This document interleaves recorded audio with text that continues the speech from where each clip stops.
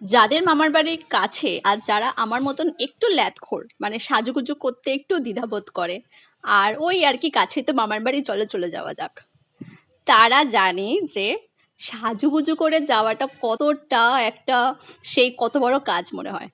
তো আজকে হচ্ছে এই ভিডিওটা যখন আমি করেছিলাম দিনটা ছিল 13 তারিখ। তো আমার এই দিনটা মামার বাড়ি যাওয়ার একটা ওকেশন ছিল বা একটা কাজ ছিল। তো আমি ভাবলাম যে ঠিক আছে, যখন এরকম উল্টোপাল্টা ভাবেই চলে যাই এর থেকে ভালো আজকে না একটু সেজেই যাই। তাই একটুখানি সাজুগুজু করেছিলাম। আর যেহেতু দিনটা ছিল সানডে আর আমার এই দিনটাতে একটু পড়াও থাকে, তো ভাবলাম যে ঠিক আছে একেবারে সাজুগুজু করে তারপরে পড়তেই চলে যাই, তারপর সেখান থেকে আমি আবার নয় মামার বাড়ি চলে যাব।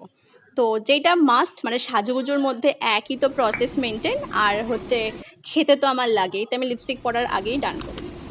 তো এই ছিল হচ্ছে আমার একটা ভিডিও। আর লিপস্টিকটা পরার সময় যখন আমার মনে হয় আমি একটু ম্যাট করে নেব তখন ব্যাপারটাতে আমি একটু ল্যাকমি যে লুজ যে পাউডারটা থাকে সেই পাউডারটা দিয়ে আমি আমার লিপস্টিকটা একটু ব্লেন্ড করে নিই। তো তারপর পড়াশোনা শেষ করে যখন আমি বেরাই তারপরে এই ট্রেনে করে আমি আমার গন্তব্যে পৌঁছাই।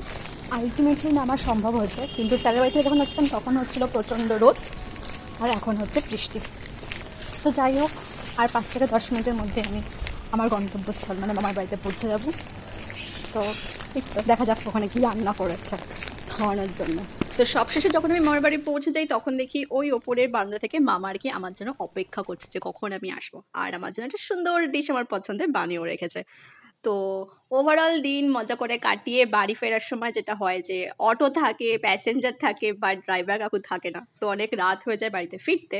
তো এই একটা সারাদিনের ছোট্ট ব্লগটা কেমন লাগলো অবশ্যই জানাতেও ভুলো না। তো চলো বাই, আবার কথা হচ্ছে অন্য একটা ব্লগে।